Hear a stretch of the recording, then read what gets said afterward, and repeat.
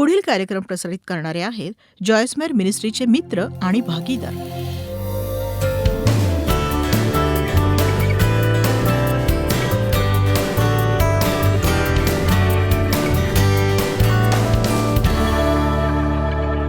आज मी बोलणार आहे भीतीला सामोरं जाण्याविषयी आणि स्वातंत्र्य शोधण्याविषयी. नवल वाटतं की भीती ही लोकांना लुटत असते, लोकांच्या आयुष्यात ती छळवाद आणते. बघा, भय हे मुख्य साधन आहे जे सैतान वापरतो प्रगती करणाऱ्या माणसांना रोखण्यासाठी. कधीच घाबरू नये याविषयी माझ्याकडे संदेश नाहीये, पण त्या भीतीचा सामना करायला मी शिकवेन आणि तिच्या नियंत्रणाखाली न जाणंही. तुम्ही जितकं सामोरं जाल तितका सैतान तुम्हाला कमी छळेल. विश्वासानेच भयावर मात करता येते हे लक्षात घ्या. आपला विश्वास असेल तर आपण देवाकडून ग्रहण करू आणि आपल्याला भीती वाटत असेल तर आपण सैतानाकडून ग्रहण करू. भयापासून मुक्ती म्हणजेच त्याला आपल्यावर नियंत्रण करू न देणं. आपण शारीरिक किंवा भावनिक भयाचं लक्षण अनुभवू शकतो, पण त्याच्या दडपणात येण्यास आपण नकार नक्कीच देऊ शकतो. आपण परमेश्वराचं आज्ञापालन करायला हवं आणि तो आपल्या सोबत आहे हे लक्षात ठेवायला हवं.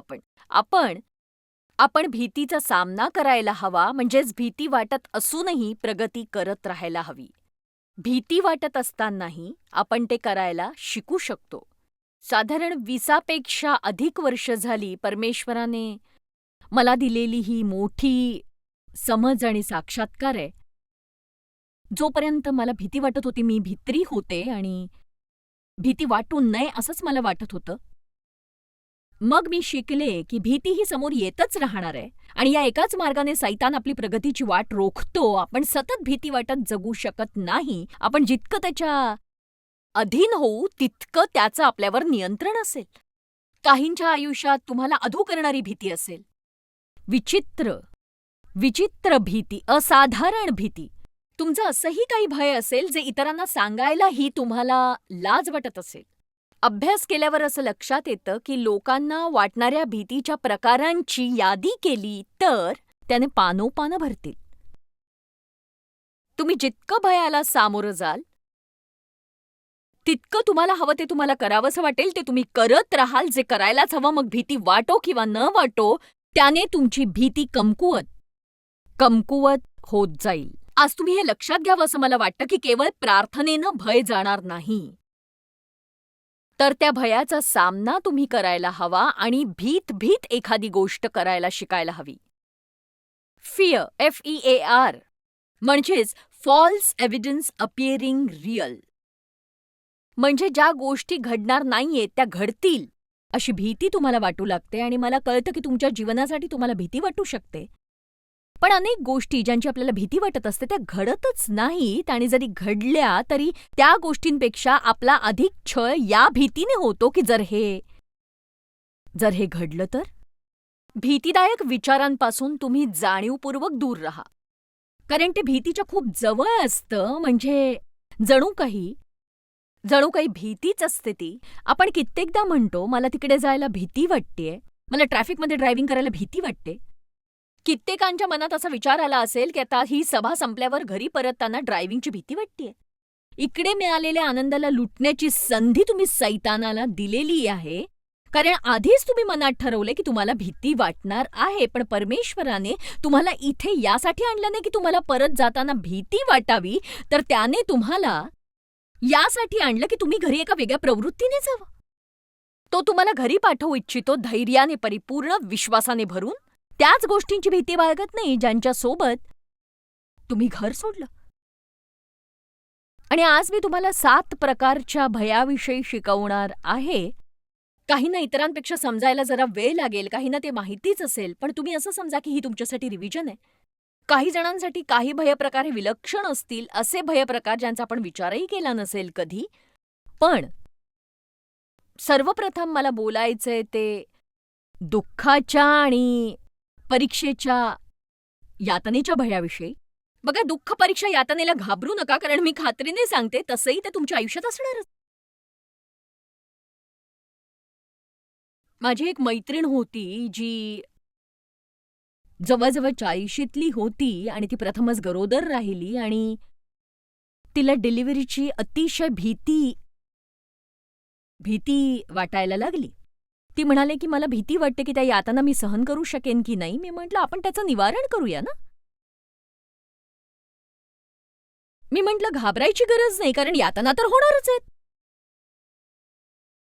शेकडो बायकांच्या बाबतीत हे झालेलं आहे. त्या अजूनही जिवंत आहेत.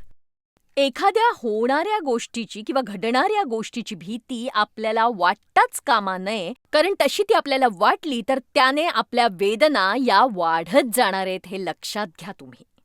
बघा तुमच्या शरीरात न टळणाऱ्या वेदना ह्या असतातच. माझ्या डॉक्टरनी मला सांगितलं होतं जेव्हा 1.5 वर्षांपूर्वी माझ्या पाठीला लागलं होतं आणि तेव्हापासूनच मी ही खुर्ची वापरायला सुरुवात केली आणि मी ठरवलं की मला ती आवडते. माझ्या मते मी जास्त म्हातारी नाहीये, फक्त अधूनमधून मी थोडीशी बसते. एक सांगू का, वय वाढल्यावर तुम्ही अधिक धीट होता. तुम्ही कुणावरही छाप पाडण्याचा प्रयत्न करत नाही आणि तुम्ही हवं ते करायला मुक्त असता. आणि एक सांगू का, तर माझे डॉक्टर म्हणाले की उगाचच अधिक टेन्शन घेऊन अति काळजी घ्यायची गरज नाहीये. तुमची मान दुखत असताना तुम्ही असे स्टिफ होता. बघा जितकी अधिक आपण वेदनेला घाबरतो ना, तितकी अधिक ती वेदना येते आणि जीवनाच्या कुठल्याही क्षेत्रात हे असंच आहे. डिलिव्हरीच्या वेळेला तुम्हाला काय सांगतात? श्वास घ्या, शांत राहा, श्वास घ्या, शांत राहा. आज मी हेच तुम्हाला सांगू इच्छितेय की तुम्हाला जरी कशाचीही भीती वाटली ना, तरी ती वाटत राहिली तर त्याने अधिक वाईट होणार आहे. तुम्हाला माहिती आहे ना त्यातून तुम्हाला पार जावं लागणार आहे. मग त्याची भीती वाटून घेण्याचा काहीच उपयोग नाही. तुम्ही हेच म्हणायला हवं की देवा, वेळ आली आहे, माझ्यावर दया कर आणि जे करायचंय ते मी करीन ख्रिस्ताद्वारे, जो मला सक्षम करतो, मला बळ देतो. बघा आयुष्य सोपं नाहीये, आपण सगळेच हे जाणतो. पण कठीण गोष्टी चेहऱ्यावर स्मितहास्य आणि मनात आनंद ठेवून करण्यास परमेश्वराने आपल्याला पवित्र आत्म्याच्या दैवी सामर्थ्याने सुसज्ज केलेलं आहे.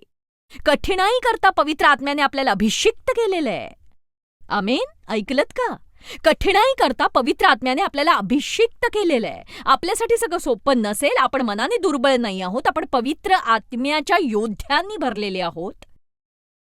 आपल्या जीवनात महान कार्य करण्याची क्षमता आपल्यात देवाच्या सामर्थ्याने येते. देव आज सकाळी माझ्याशी काही बोलत होता आपल्या देशाबद्दल आणि त्याच्या इतिहासाबद्दल, की कशा देवाने काही गोष्टी घडवून आणल्या आपल्या देशाच्या सुरुवातीच्या दिवसांबद्दल, की त्या दिवसात देवाने कशा अद्भुत अशा गोष्टी घडवून आणल्या. कारण तेव्हाचे लोक हे परमेश्वराच्या वचनावर अवलंबून होते आणि इव्हन आपले कायदेसुद्धा देववचनावर आधारित असे होते. म्हणूनच देव असं म्हणाला की इतिहासातून जर देवाचं वचन काढून घेतलं, जे आज होतंय, इतिहासाची बहुतांश पुस्तकं त्यातून परमेश्वर काढून घेतला गेलाय आणि म्हणून उरतं ते केवळ सर्वसाधारण. बघा परमेश्वराशिवाय आपण साधारण असतो, इतरांपेक्षा अधिक आपण काही करूच शकत नाही. पण जर आपल्यात काही अलौकिक असेल, आपलं जीवन अद्भुत बनू शकेल आणि आपण दैवी गोष्टी त्याद्वारे करू शकू. आणि म्हणूनच मी आज तुम्हाला प्रोत्साहित करते की तुम्ही घाबरू नका. तुम्हाला भीती वाटेल पण घाबरून जाऊ नका. भीती जगणं आणि भीती वाटणं यात नक्कीच फरक आहे. तुम्ही लटपटणाऱ्या पायांनी पुढे जाऊ शकता, कोरड्या मुखांनी धडधडणाऱ्या हृदयाने म्हणू शकता की परमेश्वर माझ्या सोबत आहे, तो मला कधीही सोडणार नाही, टाकणार नाही आणि मी जे करण्याची गरज आहे ते सगळं मी करेन. मी घाबरणार नाही, नक्कीच नाही. मग माणूस माझं काय वाकडं करू शकेल? तुमच्या आयुष्यासाठी तुम्ही विचार करायलाच.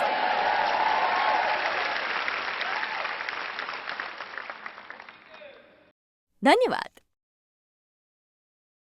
म्हणूनच तुम्ही त्रासाला घाबरता कामा नये. तुम्ही घाबरता कामा नये कारण त्रास होणारच आहे, समस्या येणार आहेत.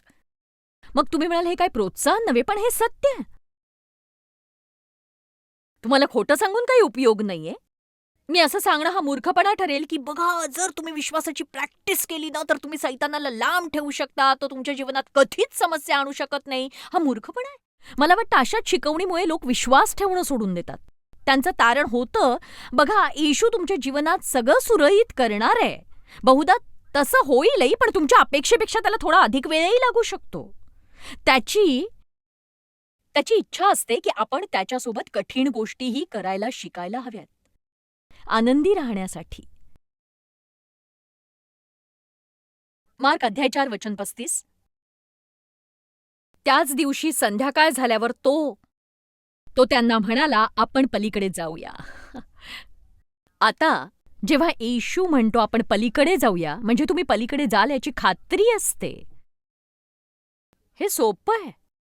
तर पुढे काय झालं ते पाहूया. तेव्हा लोकसमुदायाला सोडल्यावर तो मचव्यात होता, तसाच ते त्याला घेऊन गेले. दुसरेही मचवे त्याच्याबरोबर होते. नंतर मोठे वादळ झाले, हरिकेनसारखे वादळ, व लाटा मचव्यावर अशा आदळत होत्या की तो पाण्याने भरू लागला. येशूने म्हटले आपण पलीकडे जाऊया, आणि पुढे काय झालं तर वादळ आलं. तो तर वरामावर उश्वास घेऊन झोपी गेला होता. तो झोपला होता. तुम्हाला वाटलंय का कधी आयुष्यात असं की येशू झोपलाय येशू? तेव्हा ते त्याला जागे करून म्हणाले, गुरुजी आपण बुडत आहोत, तरी आपल्याला काहीच वाटत नाही काय? तेव्हा त्याने उठून वाऱ्याला धमकाविले आणि समुद्राला म्हटले, उगा रहा, शांत हो. आणि समुद्राला म्हटले, उगा रहा, शांत हो. मग वारा पडला व अगदी निवांत झाले. अगदी निवांत. आता या वचनातूनच मला सांगायचंय की येशू जर चिडला असता ना, तर त्याने त्या वादळाला शांत नसतं केलं. तुमच्यात शांती नसेल तर तुम्हाला ती प्राप्त होणार नाही. आपण काय करतो बऱ्याचदा, एखादी अस्वस्थ करणारी परिस्थिती उद्भवली की आपण त्या परिस्थितीला आपल्याला अस्वस्थ करू देतो, आणि ही अस्वस्थता ती परिस्थिती आणखीनच बिघडवत राहते. आपण आपली समस्या वाढवतो, ती बिकट करतो. पण जेव्हा तुम्ही शांत राहता, तुमचं काय करावं हे सैतानाला कळतच नाही. तो जणू काही हतबल होऊन जातो, आणि जेव्हा तो जमेल त्याने तुमच्यावर वार करतो, पण तुम्ही तुमची वाटचाल शांततेतच ठेवता आणि तुम्ही प्रीतीत वाटचाल करत राहता, परमेश्वराची स्तुती करत. बघा, सोप्या पद्धतीने आध्यात्मिक लढा कसा लढायचा हे मी सांगते, तेही जीवनाचा आनंद लुटत असताना. वचन 40 पहा. नंतर तो त्यांना म्हणाला, तुम्ही इतके भित्रे कसे? तुम्हाला विश्वास कसा नाही? दृढ असा विश्वास. काही भाषांतरात म्हटलंय, त्याने त्यांना दोष दिला त्यांच्या भीतीसाठी. एका गोष्टीची खात्री बाळगा, वादळ नसताना आपण जसे वागतो तसंच वादळ असतानाही वागावं. वादळ नसताना आपण जसे वागतो तसंच वादळातही आपण वागायला हवं. विजेत्याहून अधिक म्हणजे काय? याचा अर्थ असा आहे, कुठलीही समस्या येण्याआधीच विजयी होण्याची खात्री असणं. म्हणूनच जेव्हा कुठली समस्या येते ना, तेव्हा तुम्ही अस्वस्थ होऊ नका, तर इतकंच म्हणा की मी विजयी होणार आहे, हे मला माहिती आहे. मला यातून पार जावं लागेल, पण देव माझ्यासोबत आहे. मला हे आवडत नाही, मला याचा त्रास होतोय, पण मी हे करणार आहे. मी जे करणं गरजेचं आहे ते मी करणार. त्याला माझा आनंद लुटू देणार नाही, शांती लुटू देणार नाही, माझा दिवस खराब करू देणार नाही. मी जे करायचंय ते मी करीन, येशूच्या नावाने. आमेन. एक सांगू, तुमच्यासारख्याच माझ्याही आयुष्यात गोष्टी घडतात. माझ्यावर माझ्या विधवा मावशीची जबाबदारी आहे, जिला मुलं नाहीयेत. माझ्या आईची सुद्धा जबाबदारी आहे. माझी आई 87 आहे, मावशी 84 आहे. त्या दोघींनाही मदतीची गरज असते. खरं तर माझी आई आणि माझी मावशी दोघींनाही मदतीची गरज आहे. आजच तिची तब्येत बिघडली होती. तिला सकाळी दवाखान्यात नेण्यात आलं होतं. तिच्या हृदयाचे ठोके बरोबर नव्हते, आणि मग तिला झोपवण्यात आलं आणि तिच्या हृदयावर उपचार करून ते सुरळीत करण्यात आलं. यात माझ्या मुली मला खूप मदत करतायत. त्यांना दोघींना मिळून 6 मुलं आहेत, आणि जेव्हा तुम्हाला मुलं असतात तेव्हा तुम्ही स्वतःही खूप बिझी असता. आणि बघा, माझ्या प्रवासामुळे मी खूपच व्यस्त आहे, आणि त्यांच्याशिवाय मी हे करू शकले नसते. आणि त्या खरं तर खूप बिझी आहेत, कारण इतक्या गोष्टी घडतायत, डॉक्टरांच्या अपॉइंटमेंट्स आणि हे आणि ते पुष्कळ काही. आणि मग तिला एका नर्सिंग होम सेंटरमध्ये हलवलं, आणि ते फोन करून सांगतायत तिला हॉस्पिटलमध्ये आम्ही नेतोय. आणि मग मी शहरात नाही म्हणून कुणीतरी जायला हवं, म्हणून मी माझ्या मुलीला फोन केला आणि म्हटलं की मला हे आवडत नाहीये सांगायला खरं तर, पण मला नर्सिंग होममधनं कॉल आलाय आत्ता, आणि ते आजीला दवाखान्यात नेतायत आणि तिला त्रास होतोय. आणि माझी मुलगी म्हणाली की ठीक आहे, मी सगळं सांभाळते. मी तिला म्हटलं, "मला खरंच वाईट वाटतंय मी तुला हे सांगतेय." तर ती म्हणाली, "आई काहीही हरकत नाही, हा आयुष्याचा एक भाग आहे." मला तिचा इतका गर्व वाटतोय. मनात विचार आला, की देवा मी तिच्या वयाची असताना इतकी समजूतदारपणे वागले असते तर? तिला माझ्यापेक्षा चांगली शिकवण मिळाली याचा मला आनंद वाटतो. आज आम्ही पुन्हा बोललो त्यावर ती म्हणाली, "अगं पण ते करायलाच हवं होतं ना." ती म्हणाली, "जे करायचंच आहे त्याबद्दल अस्वस्थ होऊन काय उपयोग आहे?" आणि एक सांगू, हे तुम्ही आज समजूनच घ्या. जे करायचंच आहे त्याबद्दल अस्वस्थ होऊन उपयोग नाही, कारण अस्वस्थ होऊन ती गोष्ट बदलणार नाहीये, उलट ती गोष्ट तुम्हाला अधिक दयनीय करेल.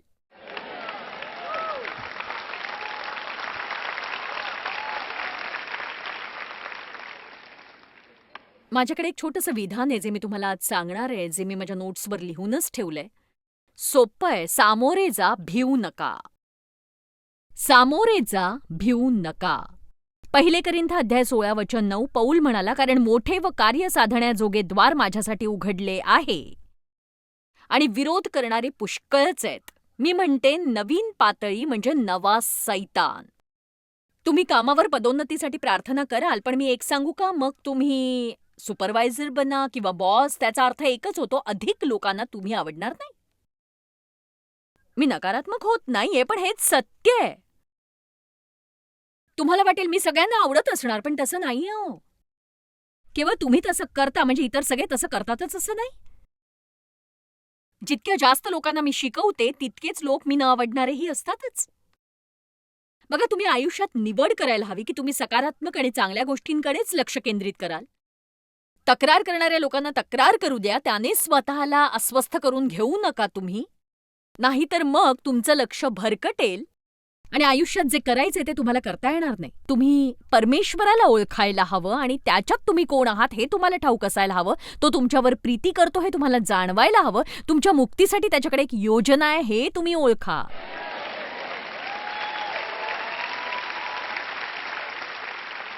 म्हणजे त्याच्याकडे तुमच्या मुक्तीची योजना आधीच तयार आहे आणि बायबल म्हणतं तेच आपण म्हणायला हवं, मी हे युद्ध लढण्याची गरज नाही, युद्ध माझं नाही परमेश्वराचं आहे. मी शांतीत आणि आनंदात राहीन आणि जर तो मला काही करायला सांगेल तर ते मी करीन, पण मी त्याच्या छावणीत प्रवेश करीन आणि माझ्या शत्रूंना माझ्या पायाचं आसन बनवण्याची मी वाट पाहीन.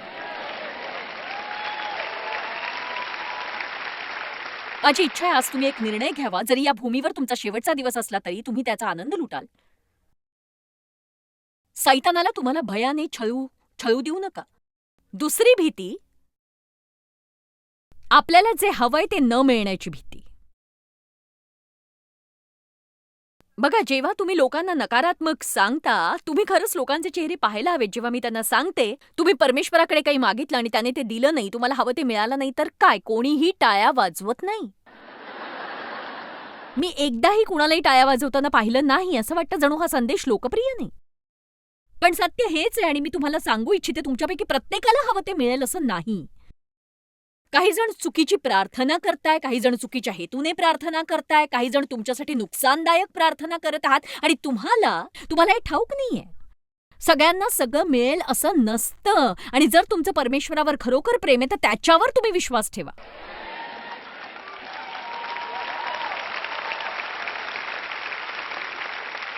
म्हणजे कधी-कधी एखादी गोष्ट आपल्याला खूप हवी असते, पण ती अधिकच भीती दाखवते आणि ती बहुधा आपल्याला मिळणार नाही असं वाटतं. पण पण पण पण माझं माझं लग्न झालं नाही तर काय? मग कदाचित तुमचं लग्न होणारच नाही. पण नाही झालं तरी काय हरकत आहे सांगा ना. तुम्हाला जे करायचंय ते करण्यासाठी तुम्हाला कुणाच्या परवानगीची गरज नसेल.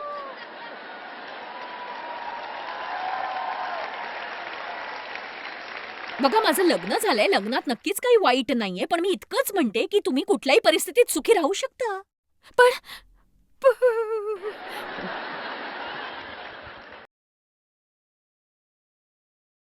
असं झालं तर, तसं झालं तर, मला नाही वाटत मला हे सहन होईल. हे फारच झालंय. मला आणखी एकही दिवस हे सहन होणार नाही आता. अद्भुत असं काही. चला आता, तुमच्या आयुष्याला अद्भुत जोडा आणि तुम्हाला जे करायचंय ते करता येईल याचा विश्वास ठेवा.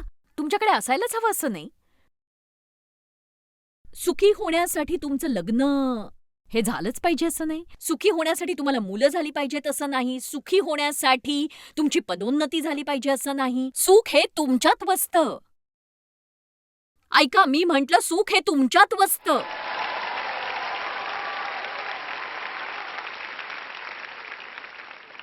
मला हवं ते मिळणार नाही याची मला भीती वाटते माहितीये, जोवर तुम्ही येशूने केलेली प्रार्थना करत नाही. प्रभू, जमल्यास हा प्याला माझ्यापासून काढून घे, परंतु माझी नव्हे तर तुझी इच्छा पूर्ण हो. तुम्हाला हवं ते न मिळण्याची भीती सदैव तुमच्यात असणार आहे बघा. खरं तर आपल्याला हव्या असलेल्या गोष्टीसाठी आपण अति प्रार्थना करतो. आपण खरं तर अशी प्रार्थना करायला हवी, देवा तुला जे हवं तेच मला हवं. तुला हवंय तेच मला हवंय प्रभू. मी तुझ्यात आनंद मानीन आणि योग्य त्याच माझ्या इच्छा तू पूर्ण कर. तू योग्यच देशील यावर माझा विश्वास आहे. आणि जेव्हा मी वचनात काही स्पष्टपणे पाहते, मी धीटपणे त्यासाठी प्रार्थना करू शकते. पण जर याचा उल्लेख इथे नसेल, मी प्रार्थना करीन, देवा मी अमुक प्रार्थना करते आणि मला वाटतं मला याची गरज आहे, पण अयोग्य असल्यास मला ते देऊ नकोस. कारण माझ्या आयुष्यात काही अयोग्य गोष्टी होत्या. विश्वास ठेवा, तुम्हाला ते नको असतात. बरोबर ना? तुमच्यापैकी किती जणांनी दैहिक गोष्टीत अडकून अयोग्य मार्गाने तुमच्यासाठी अयोग्य गोष्टी मिळवल्यात सांगा मला. आणि मग तुम्हाला वाईट वाटलं, खूपच वाईट वाटलं, खूप वाईट वाटलं. परमेश्वर तुम्हाला योग्य ते देणार आहे आणि तो ते तुम्हाला योग्य वेळी आणि योग्य पद्धतीने देणार आहे. आपण त्याच्यावर विश्वास ठेवायला हवा. आपल्या इच्छेनुसार होणार नाही याची भीती वाटता कामा नये. तुम्ही घाबरता कामा नये. तुम्ही सामना करू शकता. तुमच्या इच्छेप्रमाणे होणार नाही. इथे बसलेल्या प्रत्येकाला त्याच्या इच्छेप्रमाणे मिळेल असं नाही होणार. बघा बघा, मी म्हटलं होतं कुणी टाळ्या वाजवणार नाही. बघा, तुम्हाला इतक्या आधी सांगूनही तुम्ही टाळ्या नाहीच वाजवल्या शेवटी. सगळे नुसते असे बघतच बसले फक्त. खरंच आपण मजेशीर आहोत नाही का? आपण खूप गमतीदार आहोत. ओह हा दे, हे मिळायला हवं, ते मिळायला हवं, हो हो हो ते मिळायला हवं. परमेश्वर आपल्याला नेहमी हवं तेच देतो असं नाही, पण आपल्या भलाईसाठी असलेलं तो निश्चितच देतो, हे लक्षात घ्या तुम्ही.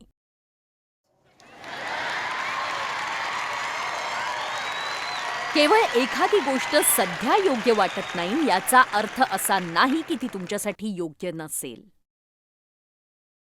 मला वाटतं आपली इच्छा पूर्ण करण्याचे आपण कधी-कधी व्यसनी बनतो. माझ्या जीवनातली कित्येक वर्ष मी आनंदी राहू शकत नव्हते, कारण माझ्या इच्छेप्रमाणे होत नव्हतं. माझ्या इच्छेप्रमाणे होण्याचं व्यसन लागलं होतं मला. म्हणजे माझ्या इच्छेप्रमाणे झालं नाही, मी ताबडतोब स्वतःवर दया करायचे. स्वदया. मी काय म्हणते ते कळतंय का तुम्हाला? मी जर सगळ्यांना हाताळू शकले नाही तर, त्यांच्यावर नियंत्रण करू शकले नाही तर, मला सहनच व्हायचं नाही ते. मला तर याचा कंटाळा आलाय. मी याला यो-यो ख्रिस्तीपणा म्हणते. मी संपूर्णपणे परिस्थितीने नियंत्रित व्हायचे. संपूर्णपणे परिस्थितीने नियंत्रित. मला हवं ते मिळालं तर मी खुश, नाही तर दुःखी. आणि बघा, त्याचा मला कंटाळा आला. त्याचा जर फारच त्रास होऊ लागला तर तुम्ही तुमच्या जीवनात परिवर्तन आणा. म्हणा मी आता असं जगणार नाही. मी माझ्या परिस्थितीची जबाबदारी परमेश्वरावर सोपवते. मी स्वतःपेक्षा त्याच्यावर अधिक विश्वास ठेवते. माझे मार्ग तुझ्या मार्गापेक्षा उच्च आहेत. माझे विचार तुझ्या विचारांपेक्षा उच्च आहेत. परमेश्वराला तुमच्या जीवनात परमेश्वरच राहू द्या.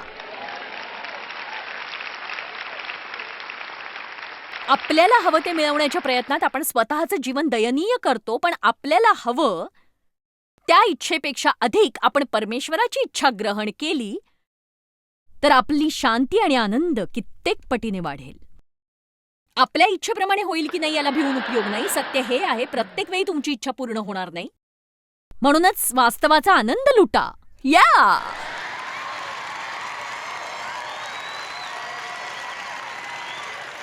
आता तुम्हाला समजलंय? ठीक आहे. आता मी टीव्हीवरून बघणाऱ्या प्रेक्षकांना काही सांगू इच्छिते. तुमची ही इच्छा दरवेळीच पूर्ण होईल असं नाही. मी फक्त या सभागृहात उपस्थित असलेल्यांशी बोलत नाहीये, मी तुमच्याशी सुद्धा बोलतेय. म्हणून अयोग्य ते करून तुमच्या इच्छेनुसार देवाकडून मिळवण्याचा प्रयत्न थांबवा. येशूसारखं म्हणायला शिका, पित्या माझी नव्हे तर तुझी इच्छा पूर्ण हो. आमेन. तिसरी भीती, परिपूर्ण नसण्याची भीती. बघा, याच्यावर तुम्ही सहजरित्या मात करू शकता, कारण तुम्ही घाबरण्याची गरज नाही. तुम्ही परिपूर्ण असूच शकत नाही, किंवा कोणीही परिपूर्ण असा तुम्हाला या पृथ्वीवर कधीही मिळू शकत नाही, हे लक्षात घ्या. परिपूर्ण हे अस्तित्वातच नाही. परिपूर्ण चर्च नसतं, परिपूर्ण नोकरी नसते, परिपूर्ण जोडीदार नसतो, परिपूर्ण मुलं नसतात, परिपूर्ण हे असं काहीही नसतं या जगात, हे आधी समजून घ्या.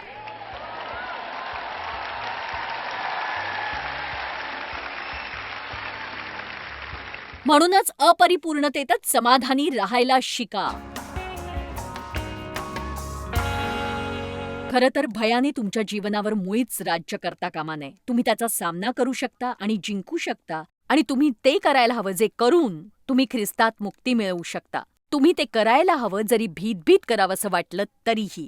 परमेश्वराकडून मिळणारं वरदान आहे, पण हा विश्वास आपल्याला मुक्त करता आला पाहिजे. आणि नेमकं ते कसं करावं ते तुम्हाला शिकवेल हे पुस्तक आणि माझी ही शिकवण. जॉयस मायर मिनिस्ट्रीज करता तुम्ही खूप मौल्यवान आहात. आम्हाला तुमचं कौतुक आहे आणि जगभरामध्ये हे सेवा कार्य शक्य करण्याकरता आम्ही आमच्या मित्रांचे आणि पार्टनर्सचे आभारी आहोत. आम्ही एकत्रितपणे भुकेल्यांना खाऊ घालतो, गरिबांना वस्त्र देतो आणि राष्ट्रांना सुवार्ता सांगतो. तुमच्या प्रार्थनेच्या विनंती करता आमच्याविषयी आणखी माहिती मिळवा. जॉयसच्या कॉन्फरन्सच्या तारखा पहा आणि ख्रिस्ताची प्रीती जगभरामध्ये पसरवण्याकरता आमचे सहभागी व्हा.